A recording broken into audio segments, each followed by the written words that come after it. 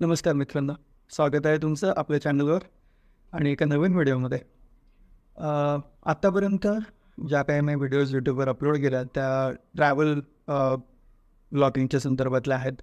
पण आज आपण एक नवीन सेगमेंट ट्राय करणार आहोत चॅनलमध्ये, ज्याचं नाव आहे तुमचं मत काय.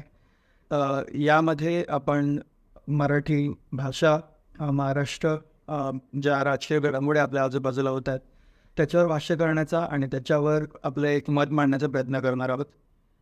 तर आजपर्यंत तुमचं जसे या चॅनलवर प्रेम राहिलं आहे तसंच प्रेम या व्हिडिओला सुद्धा तुम्ही द्यावं आणि हा व्हिडिओ संपूर्ण तुम्ही बघावा, कारण मराठी माणसाशी निगडीत किंवा महाराष्ट्राशी निगडीत गोष्टींवरच आपण या व्हिडिओजमध्ये बोलणार आहोत. तर नक्की हा व्हिडिओ शेवटपर्यंत बघा. चॅनलवर नवीन असाल तर लगेच सबस्क्राईब करा आणि आपण चालू करूया आपला हा तुमचं मत कायचा पहिला व्हिडिओ. या व्हिडिओमध्ये आपण बोलणार आहोत शिवस्मारक आणि आपले जे गडकिल्ले आहेत त्यांच्याबद्दल, त्यांच्या संवर्धनाबद्दल. आपल्याला माहिती आहे की ते 6 जूनला शिवराज्याभिषेक सोहळा थाटामाटाने आपल्या रायगडला साजरा होईल आणि वर्षातून 3 दिवस म्हणजे शिवजयंती तारखेप्रमाणे, त्यानंतर तिथीप्रमाणे आणि शिवराज्याभिषेक सोहळा या 3 दिवसात खूप मोठा उत्साह असतो महाराष्ट्रात, देशभरात एका पातळीवर की एका राजाची जी जयंती आहे किंवा त्याचा जो राज्याभिषेक आहे तो एवढ्या जोरदार पद्धतीने साजरा केला जातो. पण या सगळ्या गोष्टींमध्ये जेव्हा आपल्याला माहिती असेल की 2016 साली नरेंद्र मोदी यांनी अरबी समुद्रात भूमिपूजन केलं होतं आणि एक भव्य दिव्य स्मारक शिवरायांचं उभारणार अशी ग्वाही दिली होती 2016. आणि आज आपण आहोत 2024मध्ये. आज 8 वर्ष झाली. या 8 वर्षांच्या कालावधीत बऱ्याच काही गोष्टी घडून गेल्या, बऱ्याच काही राजकीय घडामोडी घडून गेल्या. ज्या शिवरायांनी आपल्या राष्ट्रप्रधान मंडळ दिला, ज्या शिवरायांनी स्वराज्य संकल्पना आपल्या मातीत रुजवली, त्या मातीचा चिखल इथल्या राजकीय घडामोडींनी झाला. आणि या सगळ्यात कुठे ना कुठे ही गोष्ट जी आहे शिवस्मारकाची ती मागे पडत गेली. त्याचे अजून काही मुद्दे टेक्निकली जर का आपण बघायला गेलो तर सुरुवातीला एकंदरच आपले जे कोळी बांधव आहेत त्यांचा जो मासेमारीचा व्यवसाय आहे तर त्याच्यावर याचा इम्पॅक्ट होईल जर का आपण अरबी समुद्रात एवढं मोठं शिवस्मारक बांधलं तर त्या गोष्टी झाल्या. त्यानंतर आपण जे एन्व्हायरमेंटलिस्ट आहेत त्यांनी सांगितलं की इथली जी समुद्राची जैवविविधता आहे त्याच्यावर कुठे ना कुठे या गोष्टीचा परिणाम होईल. सो त्या कारणाने काही ना काही टेक्निकल रिझन्समुळे हे शिवस्मारक डिले होतच गेलं. आणि या 8 वर्षाच्या कालावधीत जर आपण बघितलं तर statue of unity, statue of equality, statue of belief, Babasaheb आंबेडकरांचे 2 स्टॅच्यू, एक आंध्र प्रदेशमध्ये एक तेलंगणामध्ये, असे बरेचसे स्टॅच्यूज उभे राहिले. आणि लोकांनी सुरुवातीला हा सुद्धा मुद्दा मांडला की पुतळे बांधण्यात काय होणार आहे, त्याने त्याच्यातून फक्त पैसेच वाया जात आहेत, त्याच्यापेक्षा जास्त चांगले असे कॉलेजेस ओपन करा, या सर्व गोष्टी आल्या. पण याचं एक चांगलं किंवा उत्तम उदाहरण घ्यायचं म्हटलं आपण स्पेसिफिकली या सगळ्या स्टॅच्यूजमधून तर ते आहे स्टॅच्यू ऑफ युनिटीचं. तुम्हाला सर्वांनाच माहिती असेल की केवडियामध्ये गुजरातमध्ये स्टॅच्यू ऑफ युनिटी बांधण्यात आला. सरदार वल्लभभाई पटेलांचा हा खूप मोठा भव्य दिव्य असा जगातला सर्वात उंच पुतळा आहे. याची संकल्पना 2013ला नरेंद्र मोदी मुख्यमंत्री असताना गुजरात राज्याची त्यांनी चालू केली आणि 2018ला म्हणजे 5 वर्षात हे काम पूर्ण देखील झालं. सांगण्याची मूळ गोष्ट अशी की 2023मध्ये 50 लाखांहून जास्त लोकांनी स्टॅच्यू ऑफ युनिटीला व्हिजिट दिली. आणि स्टॅच्यू ऑफ युनिटी बांधून पूर्ण झाल्यानंतर या पूर्ण प्रकल्पाची जी मेंटेनन्स आहे, जी क्लिनिंग आहे किंवा तिथलं जे तिकिटिंग आहे, सगळ्या जे काही ऑपरेशन्स आहेत या गोष्टींमुळे 13,000 डिरेक्ट इनडिरेक्ट जॉब्स क्रिएट झालेत. आणि याचा सगळ्यात जास्त फायदा हा झालेला आहे तिथले जे लोकल गावातले लोक आहेत त्यांना. तर या सगळ्या स्मारकांकडे फक्त आणि फक्त आपण पुतळे न बघता यांच्यातून फक्त जो ऐतिहासिक वारसा किंवा ज्या ऐतिहासिक गोष्टी आपल्याला लक्षात येतात त्याच्याचप्रमाणे एक इकॉनॉमी म्हणून बघणं देखील फार महत्त्वाचं आहे. त्यानंतर पुढचा मुद्दा जो येतो तो म्हणजे राजकीय इच्छाशक्तीचा. जी काही नावं मी घेतली वेगवेगळ्या स्टॅच्यूजची जे भारतभरात बांधण्यात आले या सर्वांमध्ये आणि शिवस्मारक बांधण्यामध्ये जी राजकीय इच्छाशक्ती आहे ती कुठेतरी महाराष्ट्राची कमी पडली. इथले जे नेते आहेत, इथल्या नेत्यांनी हे जे स्मारक आहे हे होण्यासाठी कोणताही प्रयत्न केला नाही किंवा त्यांच्या तर्फेने कोणताही अल्टरनेटिव्हसुद्धा यात देण्यात आला नाही. म्हणजे जर का आपण असं म्हणतोय की जर का समुद्रात हे शिवस्मारक होत नसेल तर याचा अट्टहास का धरावा की तिथेच बांधण्यात यावं. आज जर का केवडियामध्ये इतक्या आत इंटेरियर्समध्ये लोक ट्रॅव्हल करून जात आहेत स्टॅच्यू ऑफ युनिटी बघायला, तर का नाही आपलं शिवस्मारक हे कुठेतरी जर का आपण एक ऑप्शन म्हणून शिवरायांचं जे जन्मस्थळ आहे जुन्नर, तिथे शिवनेरीला लागूनच जर काही स्मारक उभं केलं तर ही संकल्पना कोणाला न आवडण्यासारखी असावी. किंवा जर का संपूर्ण सातबारा हा जो पूर्ण महाराष्ट्राचा सातबारा आहे तोच शिवरायांच्या नावावर आहे, तर त्यांना जमीन देण्यासाठी कोणीही पुढे मागे बघेल किंवा त्याचा विचार करेल असंही वाटत नाही. तर मग हे जे अल्टरनेटिव्ह आहेत ही संकल्पना का कोणाच्याच लक्षात येत नाही आहे. किंवा महाराष्ट्रातल्या इतरही कोणत्याही भागात जर का झालं किंवा सह्याद्रीला लागून कोणत्याही ठिकाणी जरी शिवस्मारक झालं तर यातला कोणाचाही विरोध असण्याचं कारण नाही. तर हे अल्टरनेटिव्ह कुठेतरी शोधणं किंवा असं काहीतरी प्लॅन क्रिएट करणं की जेणेकरून शिवस्मारक देखील होईल, पर्यावरणाला हानी देखील होत नाही आहे आणि शिवाजी महाराजांच्या कार्याला त्यांच्या कार्याच्या उंचीला साजेसं असं शिवस्मारक जर का झालं, जगाला हेवं वाटावं असं स्मारक जर का आपल्याला करण्यात आलं तर त्यामुळे मोठी गोष्ट नाही. हे सगळं होत असताना एक गावात असं देखील होतं की नवीन शिवस्मारक बांधण्याची गरज काय आहे. जे आपले गडकिल्ले आहेत तो आपला खरा ऐतिहासिक वारसा आहे आणि या बाबतीत अजिबातच दुमत नाही आहे की आपले जे गडकिल्ले आहेत त्यांना तर आपण जपलंच पाहिजे. पण त्या दोन गोष्टी एकत्र झाल्या तर कोणाला जड जाते. सांगायचा मुद्दा हा की जर का शिवस्मारकसुद्धा झालं आणि आपल्या गडकिल्ल्यांचं संवर्धन देखील झालं तर याच्यामध्ये कोणाच्या पोटात काय दुखणार आहे हे कळत नाही आहे. सांगायचं झालं तर थोडेफार नंबर्स आपण इथे बघू की जेव्हा शिवस्मारकाचं प्रपोजल देण्यात आलं तेव्हा 3,000 ते 3,500 कोटीचं अमाऊंट कोट करण्यात आली होती. त्याच्यानंतर ती कमी करण्यात आली 2,000 कोटीपर्यंत आणि त्याच्यानंतर पुढे काही झालंच नाही. जे आपण बघतो की आत्ताची सध्याची स्थिती आहे की एकही वीट रचलेलं नाही. आता याच्यात नंबर सांगायचे म्हणजे भारताच्या पूर्ण अर्थव्यवस्थेमध्ये जी भारताची GDP आहे त्याच्यात महाराष्ट्राचा हिस्सा 2023च्या अंकानुसार आहे 15.7% आणि एकूणचा GST महाराष्ट्र भरतं राज्य म्हणून तो आहे 21.2%. या सगळ्या अमाऊंट्सच्या या सगळ्या किमतीच्या परताव्यामध्ये 3,000 ते 3,500 करोड आपल्याला मिळून आहेत एक शिवस्मारक बांधण्यासाठी. किंवा आपल्या राज्यकर्त्यांना ही अमाऊंट सँक्शन घेता येत नाही आहे सरकारकडून. ते खूपच लाजिरवाणी अशी गोष्ट आहे. आणि तुम्ही ते गाणं बऱ्याच जणांनी ऐकलं असेल की या मावळाने तो कधीच गेला र माझ्या राजा माझ्या शिवबार. हे गाणं बऱ्याच लोकांनी स्टेटसला ठेवलं असेल, स्टोरीजला ठेवलं असेल. पण याचा गर्भितार्थ जर का आपण समजून घेण्याचा प्रयत्न केला तर तो असा आहे की महाराष्ट्रातला मराठी माणसा हतबल झालेला आहे की त्याला असं म्हणावं लागतं की या मावळातून राजे तुम्ही मावून गेला आहात. तुम्ही जी काही शिकवण आम्हाला दिली होती, जे काही साहस आम्हाला दिलं होतं ते आता कुठेही राहिलेलं नाही आहे, हे सगळं निघून गेलेलं. तर ही हतबलता कुठे ना कुठे आपल्यात आलेली आहे, ज्याचं एक खूप मोठं कारण आहे की आपल्याला हे शिवस्मारकाचे जे स्वप्न आहे किंवा आपल्या गडकिल्ल्यांसाठी जो लढा आहे तो अजूनही देता आलेला नाही आहे. आपण कुठेतरी लोक म्हणून या गोष्टीत सुद्धा कमी पडलं. आज महाराष्ट्राची स्थापना होऊन 64 वर्ष झाली. भारताला स्वतंत्र म्हणून 75 वर्ष होऊन गेले. पण या 64 वर्षात या गडकिल्ल्यांचं संवर्धन करण्यासाठी कोणतीही समिती पुढे आलेली नाही आहे. कोणताही लोकसहभाग या गोष्टीत आला नाही. आणि जो काही लोकसहभाग आहे आपल्या महाराष्ट्रात आजही गडवेडे आहेत, आजही शिवप्रेमी आहेत, त्याच्याबद्दल अजिबात दुमत नाही आहे. पण यांचे जे काही प्रयत्न आहेत ते खूप सीमित आहेत.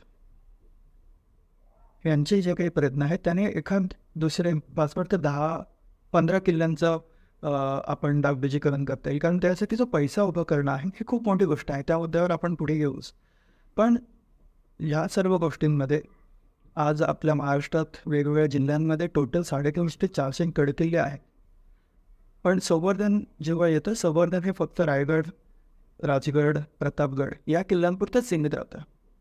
त्यामुळे मग जे बाकीचे आपले जे गडकिल्ले आहेत त्यांचं संवर्धन करण्यावर किंवा त्यांच्या डागडुजीसाठी जो काही पैसा उभं करणं आहे, तर त्या सर्व गोष्टी कुठे ना कुठे खूप मागे पडलेल्या आहेत. आणि त्याच्यामुळे आपले हे गडकिल्ले काळाच्या पडद्याआड जाण्याची खूप मोठी आपण म्हणू शकतो की विटंबना आपल्यावर येणार.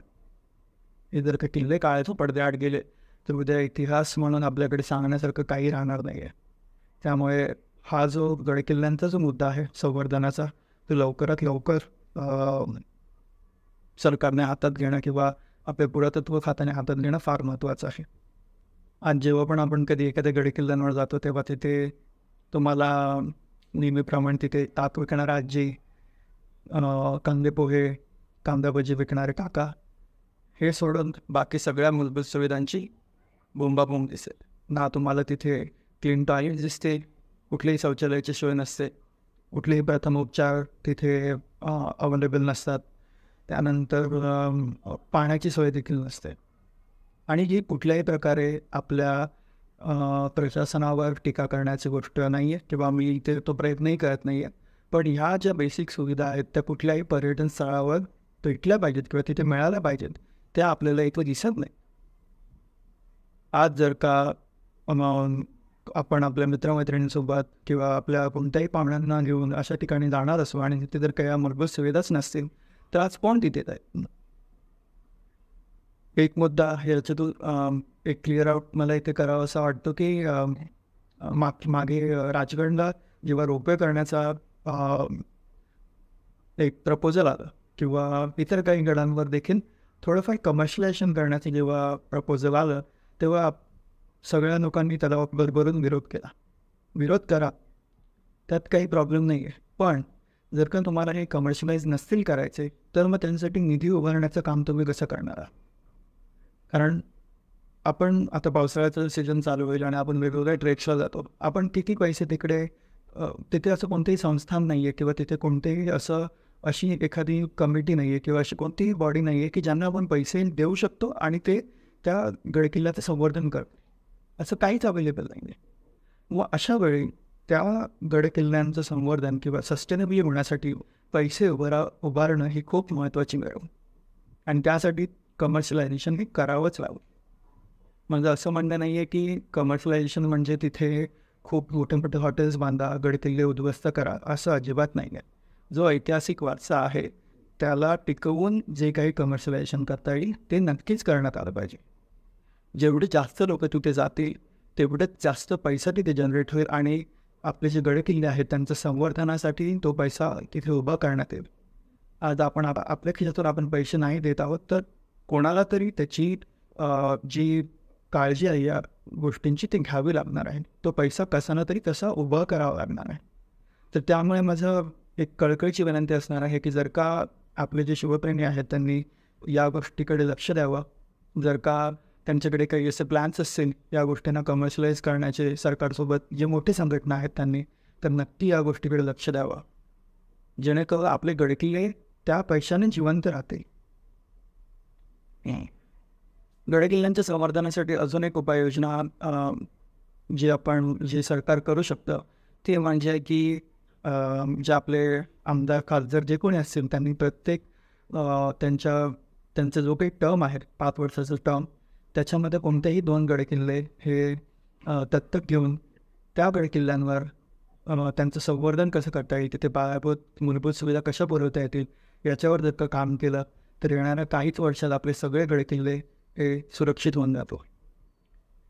जी 65 वर्ष आपण घालवली आहेत त्या 65 वर्षात जरी या गोष्टीवर कुठे ना कुठे काम झालं असतं तर आजपर्यंत आपले हे गडकिल्ले सुरक्षित झाले असते आणि आपल्याला ते अभिमानाने तिथे फिरता आलं असतं. पण आज कुठे ना कुठे या सर्व गोष्टी कमी पडल्यात. पण इथून पुढे तरी त्या गोष्टींवर काही ना काही उपाययोजना झाली पाहिजे. कारण गोष्टी अशा झाल्यात ना की शिवस्मारक नको आपण गडकिल्ल्यांवर खर्च करू पण गडकिल्ल्यांवर पण खर्च होत नाही आहे. त्यामुळे दोन्ही गोष्टी या तशाच ताटकळत राहिलेल्या आहेत.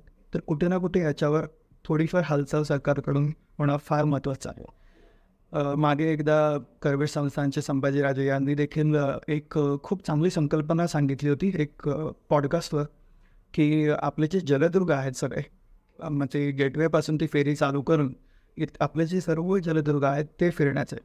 आणि इतकी उत्तम संकल्पना आहे, पण या संकल्पना या कागदावरच राहतात. कुठे ना कुठे यांचं एक्झिक्युशन कमी पडतं आहे. हे एक्झिक्युशन का कमी पडतं आहे, कोणाच्या इच्छाशक्तीमुळे कमी पडतं आहे, हे आपल्याला सर्वांनाच माहिती आहे. तर ही जी राजकीय इच्छाशक्ती आहे, हिला कुठेतरी लोकांनी थोडा पुश दिला पाहिजे. म्हणजे आपण तसेही नगण्य आहोत की शिवाजी महाराजांसाठी आपण काहीतरी करावं, पण असं म्हणून आपली जबाबदारी आपण नाही झटकू शकतो. आपली जबाबदारी आहे की आपले गडकिल्ले चांगले व्हावेत, एक हेवा वाटावं, असं शिवस्मारक व्हावं, ही आपली जबाबदारी आहे आणि ते नक्कीच झालं पाहिजे. जेव्हा कधी संवर्धनाचा विषय येतो तेव्हा जास्त करून रायगड, राजगड या किल्ल्यांवर आपण मोठे जे किल्ले आहेत मेन, त्यांच्यावर लक्ष दिलं जातं आणि खास करून रायगडवर, कारण ती राजधानी होती. पण जेव्हा आपण आज रायगडला जातो तेव्हा रायगडमध्ये जेव्हा आपण मेन सभामंडपात एंट्री करतो किंवा तिथे प्रवेश करतो, तेव्हा आपल्याला फक्त जीर्ण झालेली दिवाळ, पडीकशा भिंती, पावसाळ्यात जे शेवाळ उगवलेलं आहे ते सगळं सुकलेलं, या सर्व गोष्टी बघायला मिळतात. ज्या स्थानापासून या हिंदुस्थानाच्या स्वराज्याची संकल्पना निर्माण झाली, त्याची मुहूर्तमेढ जिथे झाली, त्या ठिकाणाची अशी अवस्था आहे आणि याच्यावर कोणी भाष्य करायला तयार नाही. फक्त शिवराज्याभिषेक दिनाच्या दिवशी तिथे सगळं डेकोरेशन केलं जातं आणि त्याच्यानंतर राहिलेले 364 दिवस आपला रायगड हा त्याच जीर्णावस्थेत असतो. ही खूप दुर्दैवी गोष्ट आहे. शिवाजी महाराजांचं तिथे जिथे परिनिर्वाण झाला होता त्या जागेला एक कमान देखील बांधण्यात आलेली नाही आजपर्यंत. आज लोक न कळत चपला घालून त्या कमानीवर तिथे चढतात, त्या जागेवर पाय घेऊन जातात. एका कोपऱ्यात फक्त लिहिलेलं आहे तिथे शिवाजी महाराजांचा परिनिर्वाण झाला होता, बस तेवढं तिथे लिहिलेलं आहे, पण लोक अनायसे चपला घालून त्या जागेवर जातात. आपल्याला एक साधी कमान देखील किंवा एक ग्रिल तिथे बांधण्यात आलेली नाही आजपर्यंत. तर ती एक नम्र विनंती आहे की तेवढी ती ग्रिल तरी तिथे बांधा, जेणेकरून लोक न कळत तिथे जाणार नाहीत. या सर्व बाबींमध्ये एक पॉझिटिव्ह गोष्ट ही की वर्षाच्या सुरुवातीला महाराष्ट्राचे जे 12 गडकिल्ले आहेत त्यांना वर्ल्ड हेरिटेज साईट म्हणून नॉमिनेट करण्यात आलं. म्हणजे उशिरा का होईना ते शानपण सरकारला आलं आणि ते नॉमिनेशन आपल्याकडून गेलं आहे. एखादी वास्तू जेव्हा वर्ल्ड हेरिटेज साईट होते तेव्हा तिला एक वैश्विक दर्जा मिळतो. आपल्याला माहिती आहे की महाराष्ट्रातल्या अजंता एलोराला हे वर्ल्ड हेरिटेज साईटचा दर्जा आहेच. पण जे आपण जर का किल्ले किंवा महाल यांच्या वर बोलायचं झालं तर राजस्थान, MP, त्यानंतर दक्षिणेतली बरीच मंदिरं यांना हा जो वर्ल्ड हेरिटेज साईटचा जो दर्जा आहे तो देण्यात आलेला आहे. जेव्हा जर का आपल्या गडकिल्ल्यांना हा दर्जा मिळाला तर जे वैश्विक दारं आहेत या सगळ्या वास्तूंसाठी ओपन होतील. त्यांना वर्ल्ड काउन्सिलकडून बजेट मिळेल, ज्याच्यामुळे गडकिल्ल्यांचं जे संवर्धन आहे ते करता येईल. इथे पायाभूत सुविधा तुम्हाला मिळतील. तर या सर्व गोष्टींसाठी पाठपुरावा करणं फार महत्त्वाचं आहे. आपले गडकिल्ले जर का उद्या या सर्व वर्ल्ड हेरिटेज साईटचा दर्जा जर का त्यांना देण्यात आला तर नक्कीच या गोष्टींचा विकास होईल आणि त्याच्यामुळे इथल्या इकॉनॉमीला, इथल्या अर्थव्यवस्थेला देखील चालना मिळेल. आपला इतिहास जर आपल्याला जिवंत ठेवायचा असेल आपल्याला नक्कीच या गोष्टीसाठी काही ना काही पावलं उचलावी लागणार आहेत. फक्त सरकारवर डिपेंडंट न राहता लोक म्हणून कुठे ना कुठे या गोष्टींचा पाठपुरावा आपल्याला करावा लागणार आहे.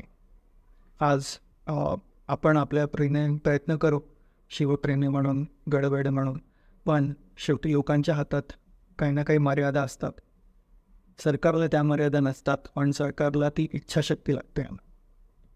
पण महाराष्ट्रात राहून जर शिवरायांसाठी काही करण्याची जर काही इच्छाशक्ती नसेल तर मग यापेक्षा मोठं दुर्दैव नाही की त्यांच्यासाठी काही करण्याची इच्छाशक्ती आपल्या राजकीय लोकांना नाही.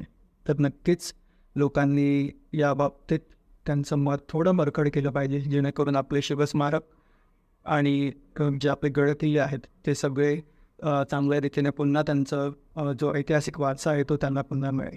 शेवटी जाता जाता एकच बोलेन की या सर्व गोष्टींची खतखत पुढे ना पुढे मनात होती आणि या व्हिडिओच्या मार्फत ती खतखत मी महाराष्ट्राच्या आणि मराठी लोकांच्या समोर मांडण्याचा प्रयत्न केला आहे. याच्यावर तुमचं मत काय आहे?